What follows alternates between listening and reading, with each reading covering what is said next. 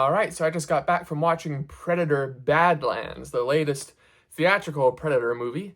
I think the last one was 2018's The Predator, which I haven't seen but wasn't reviewed very well.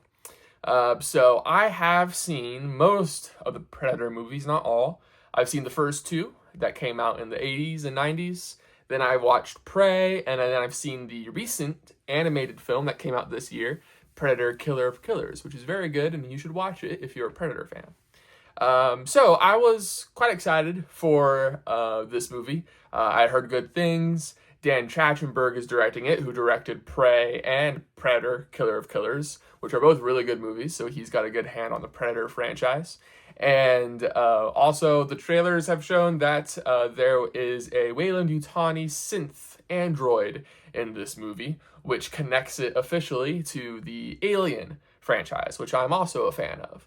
I really enjoyed Alien Romulus last year, so I was excited for that element as well. And I'm pleased to say that Predator Badlands is very good. I don't think it's as good as the first Predator. I think that's still the best Predator movie for me, but this is probably second best, maybe equal with Prey for me. But it is a very different kind of Predator movie. Most of the Predator movies follow a certain formula, and it's a good formula. It works. You're being hunted by an unknowable foe who is better than you at everything, and it's terrifying because it's this unknown creature that's killing off everybody around you. But this movie is from the perspective of the predator species, which we see is called the Yuchan or whatever. I forget exactly, but it's something like that. And so because of that, it doesn't follow the typical Predator movie formula. So it is very different structurally. It's not a being hunted movie. But it still makes the main character an underdog because the Predator in this movie, he's a runt. He's small, he hasn't proven himself, he hasn't really gone off and gotten his first big kill yet. And this movie is about that, him seeking out his first big kill on a death planet, basically. A planet where everything wants to kill you, even the plant life. And he's trying to get the thing that is the most deadly on the most deadly planet, even though he's a predator that hasn't proven himself yet. So that is how they kind of make it interesting instead of just watching someone who's an alien John Wick, basically, just murder a bunch of people. And it's like, okay, well, this would have been more interesting if we saw this from this perspective of a human. So it's still good, though, even though they switch up the formula. This movie is it's probably the funniest Predator movie, and it's also the most kid-friendly Predator movie that I've seen, anyway. It is PG-13, it's not R. Now, it is kind of gory, but there's no humans in the movie, really, so it's all blood and guts of aliens.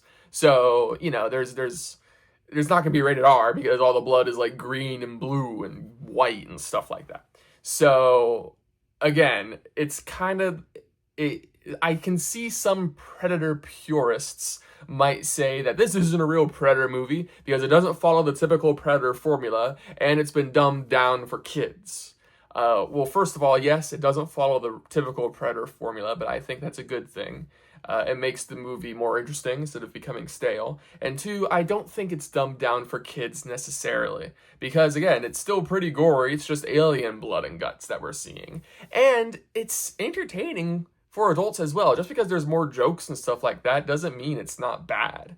I actually really appreciated the lesson in the movie, which I won't spoil because I feel like the theme of the movie is a little bit of a spoiler, but I actually quite enjoyed it. The movie is a lot more it's a lot more of a crowd pleaser than I thought it would be. But unless you're a Predator purist and you feel like the Predator movies have to be a certain way and they can't be anything else, then you might not like this movie.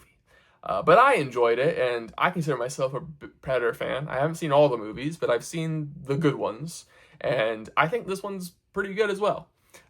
So yeah, I definitely think this is worth watching in theaters. It's been a while since a truly theater-worthy movie has come out, and I think Predator Badlands is theater worthy. I think you have a better time watching it if you see it on the big screen. So if you're interested, if this sounds interesting to you, you can go ahead and check out Predator Badlands. And yeah.